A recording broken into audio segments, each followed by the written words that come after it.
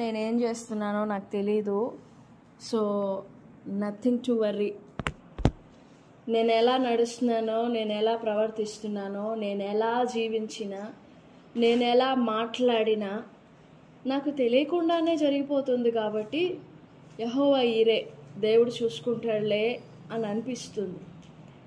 ఆ వచనాన్ని బట్టి చాలామంది మన బైబిల్ స్కాలర్స్, బైబిల్ పండితులు చెప్పే మాట ఏంటంటే, ఈ మాట చాలామందిని పరిశుద్ధతలోనికి నడిపించింది. ఈ మాట చాలామందిని భయంకరమైన పాపముల నుండి విడిపించింది.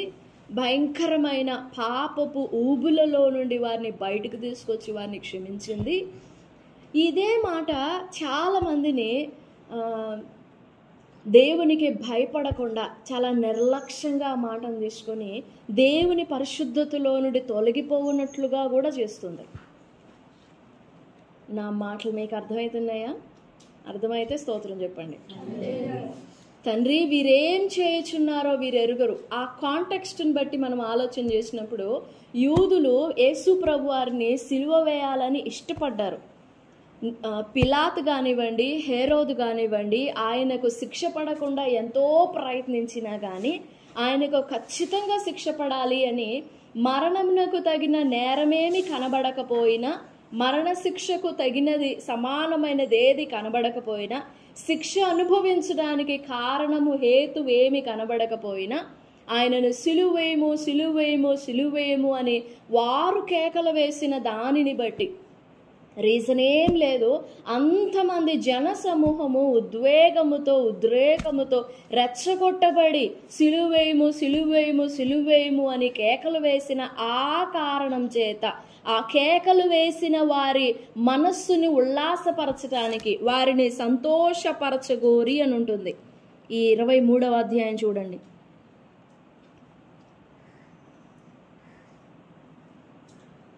23వ అధ్యాయం 23, 24. అయితే వారు ఒకే పట్టుగా పెద్ద కేకలు వేసి వీనిని సిలువ వేయమని అడుగగా వారి కేకలే గెలిచెను.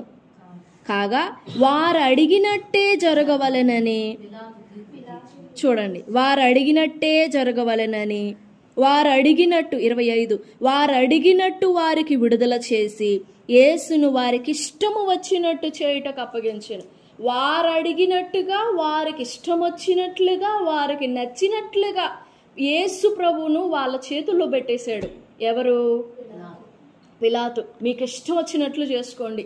వారిని సంతోషపరచగోరి, వారిని బాధ పెట్టడం ఇష్టం లేక వారు చేస్తున్నది అసలు పాపం కానీ కీడు కానీ ఏ మనిషికి కీడు తలపెట్టిన వాడు కాదు ఆయన.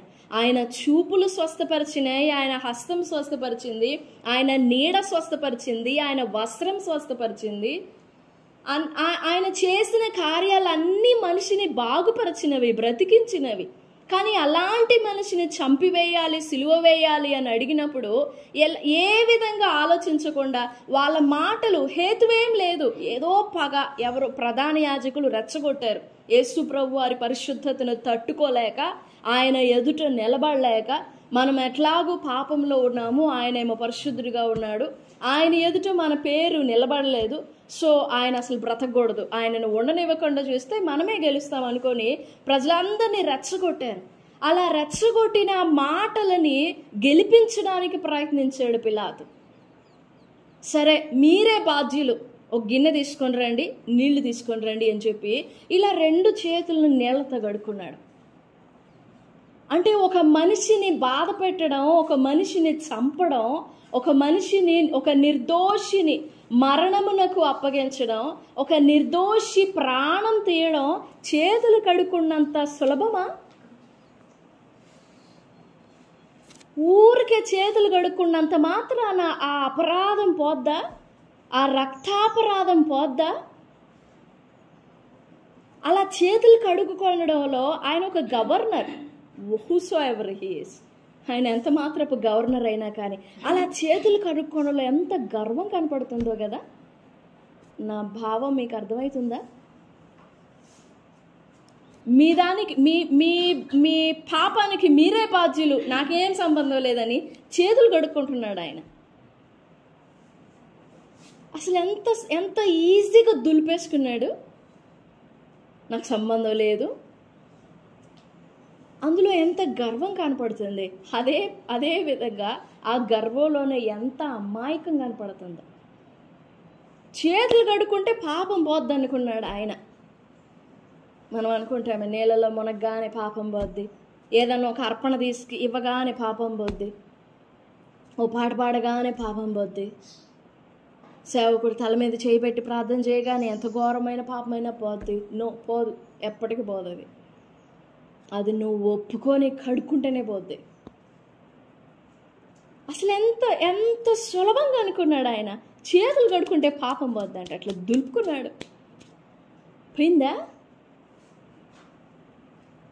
పిలాతుని గురించి చరిత్ర చెప్పేది, ఆయనకి అధికార రూపంలో కానీ రాజరికంలో కానీ ఎలాంటి విద్వేషాలు లేవు, ఎలాంటి కలహాలు లేవు, భార్య కుటుంబ పరంగా కూడా ఎలాంటి ఇబ్బందులు లేవు. కానీ ఒంటరితనాన్ని అనుభవించి మానసిక రోగిగా, మానసికంగా చిత్రహింసలు అనుభవించాడంట ఆయన. ఏకాకిగా ఉరిపెట్టుకొని చనిపోయాడు పిలాతు. చేతులు కడుక్కున్న పిలాతే ఉరిపెట్టుకొని చనిపోయాడు. అవన్నీ చూసిన ప్రభు అంటున్నారు, తండ్రి ఏమంటున్నారు? తెలీదా వాళ్ళకి? వీరేమి చేయుచున్నారో వీరెరుగరు. ఆ మాటని చాలా తప్పుగా అర్థం చేసుకుంటాం మనం. చాలా తప్పుగా, చాలా అంటే చాలా తప్పుగా అర్థం చేసుకుంటాం. వీరేం చేయుచున్నారో వీరెరుగరు. నిజంగా తెలీదా? ప్రజలలో ఆ సిలువ వేయము అని కేకలు వేసిన ప్రజలలో ఏ ఒక్కరు లేరు మేలు పొందని వారు. ప్రతి ఒక్కళ్ళు మేలు పొందిన వాళ్ళే. గుడ్డి వాళ్ళు కళ్ళు చూపు పొందారు, కుంటోళ్ళు నడిచారు, చచ్చిపోయిన వాళ్ళు తిరిగి లేచారు, అపవిత్రాత్మలతో ఉన్నవారు బ్రతికారు, ఊచకాలు చేతులు గలవారు బాగుపడ్డారు, కుష్ఠరోగులు బాగుపడ్డారు. మేలు పొందనోళ్ళు ఎవరైనా ఉన్నారా అని అంటే ఎవ్వరు ఉండరు. ప్రతి ఒక్కరు మేలు పొందిన వారే ఆయన వలన. ఎవరో వచ్చి ఒక్క రెచ్చగొట్టగానే, మీరు ఆయన చనిపోవాలి అని రెచ్చగొట్టగానే లోబడిపోయారు. చూడండి వీళ్ళు. పాపం అందామా? అరే రే రే, అసలు ఎందుకు ఇంత మోసగించబడ్డారు వీళ్ళు? పాపం అందామా? అందుకే నా ప్రభు అంటున్నారు, వీళ్ళకి ఏం తెలియదయ్యా, వీళ్ళని క్షమించు అని. ఆ క్షమించుమనిన వారే వారిని సిలువేయము అని కేకలు వేయగా పిలాతు చేతులు కడుక్కొని నాకేం సంబంధం లేదు, మీరు చూసుకోండి అని వారికి ఇష్టం వచ్చినట్లు జరిగించుటకు యేసును వారికి అప్పగించెను. 23వ అధ్యాయం 25వ వచనం. వారు అడిగినట్టు వారికి బరబ్బను విడుదల చేసి యేసును వారికి ఇష్టం వచ్చినట్టు చేయుటకు అప్పగించెను. అప్పగించిన తర్వాత అప్పుడు చేతులు కడుక్కున్నాక అప్పుడు అంటాడు పిలాతు, నాకేం సంబంధం లేదు, పరలోకమే నాకు సాక్షి, మీరందరూ నాకు సాక్షి అనగానే వాళ్ళు ఇంకొక మెట్టుకు పైకెక్కి ఏమన్నారు తెలుసా? ఏమన్నారు? నాకేం సంబంధం లేదు ఈ పాపంతో అని పిలాతు సైడ్ అయిపోతే వీళ్ళందరూ ఏమన్నారు? జనసమూహాలు అస్సలు చూడండి ఎంత గట్సో చూడండి వాళ్ళకి. రాని ఆ పాప మీద మా మీదకి రాని అమ్మనింది రెక్క. అమ్మ నేను పాపం కూడగట్టుకుంటాను కదా, నేను ఇలా మోసం చేయకూడదే, నేను ఇలా అబద్ధం ఆడకూడదే అని అంటే నీకెందుకు బిడ్డ, నేనున్నాను కదా. ఆ శాపం ఏదో నా మీదకి వచ్చింది. జీవితంలో బిడ్డల్ని ఎప్పుడు చూడలేదు, కనింది 20 సంవత్సరాల గ్యాప్తో బిడ్డల్ని కనింది కానీ జీవితంలో చూడలేదు. ఇంకా ఆ శాపం ఏందో వచ్చుగాక అంటే దేవుని శాపాన్ని భరించడం అంత సులభమా? దేవుని భారం, దేవుని కోపాన్ని భరించడం అంత సులభమా? అంత తేరగ్గా ఉన్నాడా దేవుడు? అసలు ఎంత చక్కగా, ఈయనేమో చేతులు కడుక్కోవడం, వాళ్ళేమో అదంతా మా మీద పడును కాక అనడం, ఎంత బాగుందో వాళ్ళ పని. మన జీవితాల్లో మన పాపం గురించి మనం ఎలాగనుకుంటాం? కొరహ కుమారులు కనుక బలిపీఠ కొమ్మట పట్టుకోగానే ఆ భూమి నోరు తెరవటం ఆగిపోయి వారు ప్రాణం రక్షించబడినట్టు మందిరంలోకి రాగానే అడుగు పెట్టగానే నేను పరిశుద్ధంగా అయిపోయాను అనుకుంటామా? లేదా ఈ ప్రాంగణంలోకి రాగానే దేవుని ఆవరణంలోకి రాగానే ఓకే ఐఎమ్ హోలీ, నేను పరిశుద్ధం అయిపోయాను అనుకుంటామా? లేదా బైబిల్ పట్టుకోగానే అమ్మో పరిశుద్ధ గ్రంథంలో నేను పరిశుద్ధం అయిపోయాను అనుకుంటామా? తెగించి సాహసించి బల్లలో ఏది పాపంలో ఉన్నా బల్లలో చేయి వేసి ఓకే ఆయన శరీరం నేను తిన్నా, ఆయన రక్తం నేను తాగే, నేను పరిశుద్ధం అయిపోయాను అనుకుంటున్నామా?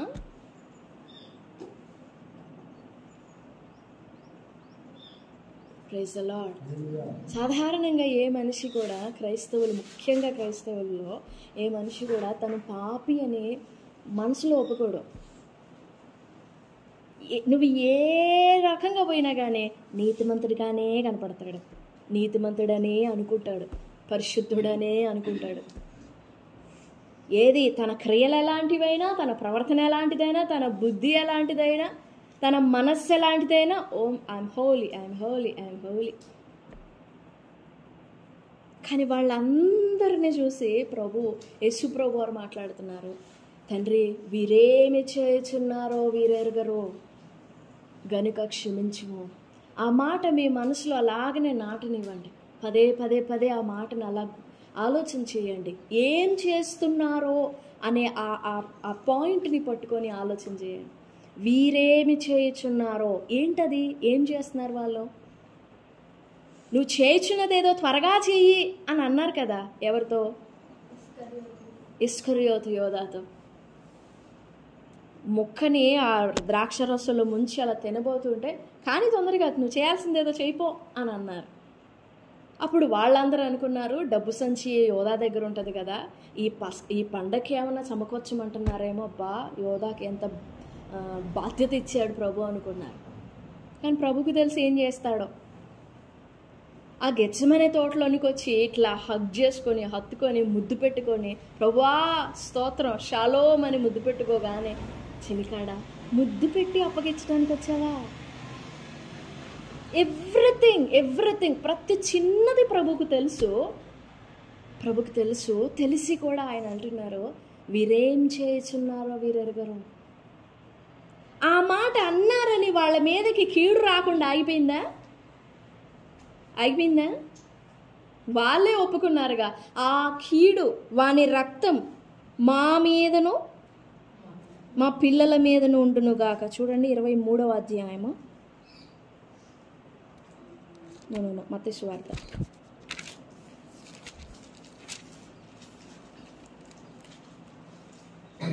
27వ అధ్యాయం 24వ వచనం.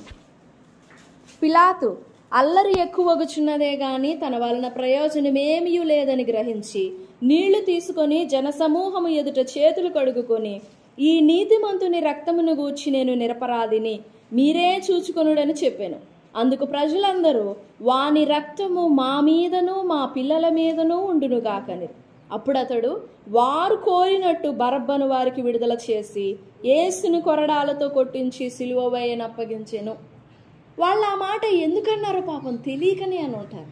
వాని రక్తము మా మీదంటే అయిపో, దానితో సరిపెట్టుకోవాలా, కొంచెం ఎగ్జాగరేట్ అయ్యి ఏముందలే అనుకొని మా మీదను మా పిల్లల మీద కూడా ఉంటును కాక అని వాళ్ళే శపథం చేసుకున్నారు.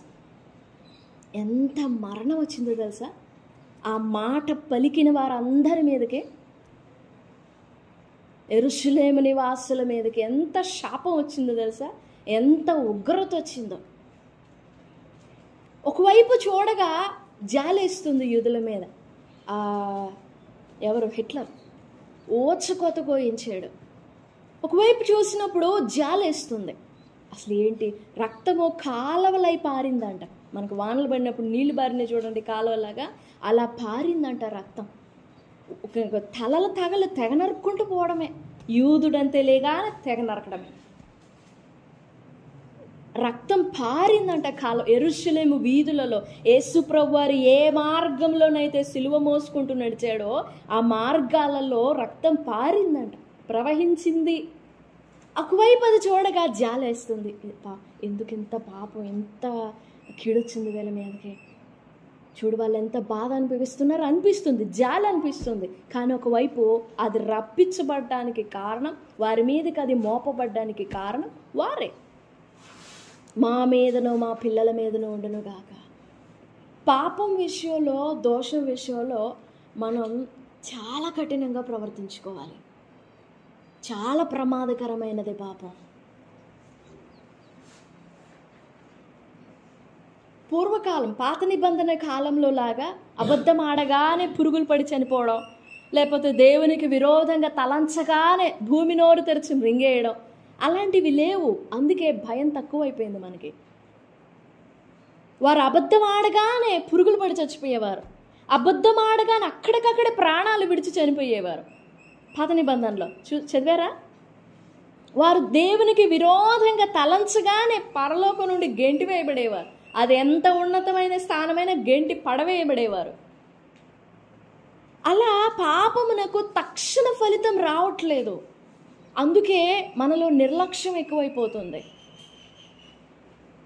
ఇంకో కొంచెం దూరంగా అలా చూడగానే ఎక్కడో అక్కడ యేసు రక్తం కనపడుతుంది, ఎక్కడో అక్కడ శిలువ మీద దీనంగా వేలాడుతున్న ప్రభు రూపం కనపడుతుంది. ఇంకా ఆ రూపం చూడగానే, ప్రభు నువ్వు అన్నావు కదా తండ్రి వీరు ఏం చేస్తున్నారో వీరు ఎరగరు, వీరిని క్షమించమన్నావు కదా, ఆ మాట నా జీవితంలో నెరవేర్చు. పాపాన్ని మనం ఎంత ఎంత సునాయాసంగా, ఎంత తృణీకార భావంతో ప్రవర్తిస్తాము. పాపము అంటే దేవుని మనస్సును నొప్పించేది, దేవుని మనస్సును గాయపరిచేది, దేవుని ప్రసన్నతను అడ్డగించేది, ఆయన హృదయాన్ని బాధపరిచేది పాపము అంటే. అది ఒక ఒక ఒక వస్తువే కాకపోవచ్చు, ఆయన్ని నొప్పించేది ఒక క్రియ, ఒక తలంపు, ఒక ఆలోచన,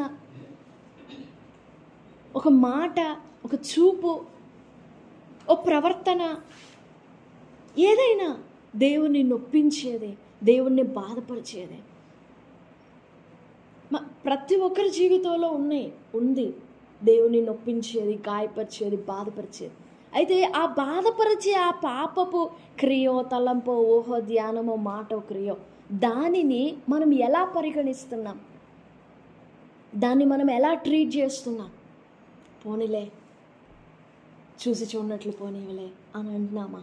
లేకపోతే దాని విషయంలో రోషంగా శత్రువులాగా దాన్ని భావిస్తున్నామా? ఆ పాపాన్ని దేవునికి యేసుప్రభు వారు మేకులు దిగ్గొట్టినది ఆ పాపమే కదా. ఆ మేకు మీద జాలేస్తుందా? ఆ మేకు మీద జాలేస్తుందంటే మన గుండెలు ఎలాంటివి అయి ఉండాలి? జాలేస్తుందా? ప్రభు చేతుల్లో మేకులు కొట్టబడినాయి కదా, ఆ మేకుల మీద జాలేస్తుందా? మేక నీకెంత బాధ వచ్చిందని బాధపడతావా? ఉంటుందా? ఉంటారా అలాంటి వాళ్ళు? ఉన్నారు, మనం కూడా అయ్యి ఉండొచ్చు. ఆ మేకు కాదు మన ఆలోచన, ఆ మేకు కాదు, ఆ ముళ్ళు కాదు, ఆ ముళ్ళ కిరీటం కాదు, మన తలంపులు, మన ఆలోచనలు. ఆ వచనాన్ని తప్పుగా మనం అర్థం చేసుకోవద్దు. తండ్రి వీరేమి చేయుచున్నారో వీరెరుగరు గనుక వీరిని క్షమించుము. అది సర్వలోక మానవాళితో పాప పంకిలమై, పాపభరితమై, పాపముతో నింపబడి పాతాళపు అంచుల్లోనికి ప్రవేశించడానికి సిద్ధంగా ఉన్న మనిషితో ప్రతి మనిషితో మాట్లాడిన మాటే. కానీ గుర్తుపెట్టుకోండి, ఆ మాట మాట్లాడినంత మాత్రాన యూదుల మీద శాపం రాకుండా పోలేదు. వారు చేసుకున్న పాపానికి తగిన ఫలం వచ్చింది వారి మీదకి. రేపు ఆ దినాన, ఆ ప్రభు రాకడ సమయంలో వారి నేత్రాలు వెలిగింపబడినప్పుడు అర్థమైంది వాళ్ళకి ఆ సంగతి. అప్పటి వరకు వాళ్ళకి అర్థం కాదు అది. వాళ్ళ నేత్రాలు అలా మూయబడ్డాయి అంతే. మూసాడు ఆయనే మూసాడు. ప్రభుని సిలువ వేసిన మేకులు, వాటి మీద నీకు జాలి కలగకూడదు. ప్రభు భుజం మీద మోత బరువుగా 1 తక్కువ 40 కొరడా దెబ్బలు తిన్న దేహము ఎంత బలహీనమవుతుంది. ఆయన దేవుడు కదా భరించి ఉంటాడులే అంటారు చాలామంది. దేవుడైతే ఆయన దేహంలో నుండి రక్తం రావట్లేదా? చితికిపోయి రక్తం గారట్లేదా? దేవుడైతే మనిషే. కన్నీళ్లు రావట్లేదా ఆయనకి? ఒక్కొక్క దెబ్బ కొట్టేటప్పుడు కళ్ళ నుండి నీళ్లు కారుంటాయి. వీపును దున్నేటప్పుడు ప్రాణం విలవిల్లాడిపోయి ఉన్నాడు. మాట మీ మనసులో నాటనివ్వండి. తండ్రి, వీరేమి చేయుచున్నారో వీరెరుగరు. ఎవరు వాళ్ళు? ఏం చేస్తున్నారో? ఆ సిలువ సందర్భం గుర్తు చేసుకోండి. సిలువ వేస్తున్న వాళ్ళకి ఆయన గురించి తెలియదా? నీతిమంతుడని ఎవరికి తెలియదు ఆయన నీతిమంతుడని? ఎవరికి తెలియదు ఆయన పరిశుద్ధుడని? ఎవరికి తెలియదు ఆయన మంచివాడని, మేలు చేసేవాడని? ఎవరికి తెలియదు? ఎవరు వాళ్ళు? తెలియకుండానే చేస్తున్నారా? ఆ మాటే మిమ్మల్ని ఆలోచింపచేయాలి, మనల్ని ఆలోచింపచేయాలి. వీరేమి చేయుచున్నారో వీరెరుగరు, వీరిని క్షమించుము. ఆ మాటే మనల్ని ఆలోచింపచేయాలి. ఎంత వేదన పడ్డాడో ప్రభు, ఆ వేదనలో ఆ మాట మాట్లాడినాడు ఆయన. కాబట్టే భూమి మీద ఇంకా నువ్వు నేను బ్రతికి బట్ట కడుతున్నాం, ఇంకా బ్రతుకున్నాం మనం. ఆ మాట రాకుండా తండ్రి అని ఆ భావోద్వేగంతో పరలోకము వైపు తిరిగి ఒక్క కేక వేస్తే పరలోకం దిగిపోయేది కిందకి. దోతలు, సైన్యం అందరూ దిగిపోయే వాళ్ళ కిందకి. కానీ ఆయన అలా రాలా. క్షమించు. చాలామందికి ఆ క్షమాపణ చాలా తేలికగా తృణీకారంగా ఉంటుంది. ఎక్కడికి పోతాడు క్షమించక, ప్రేమించక ఎక్కడికి పోతాడో, ప్రేమ చూపించకుండా ఎక్కడికి పోతాడు, క్షమించకుండా ఎక్కడికి పోతాడు, ఎన్ని చేసుకుంటూ పోయినా క్షమిస్తాడులే, ఏం చేసుకుంటూ పోయినా క్షమిస్తాడులే. క్షమాపణ అయితే కలగొచ్చేమో కానీ చేసిన క్రియలకు తగిన పరిహారం మాత్రం తప్పదు.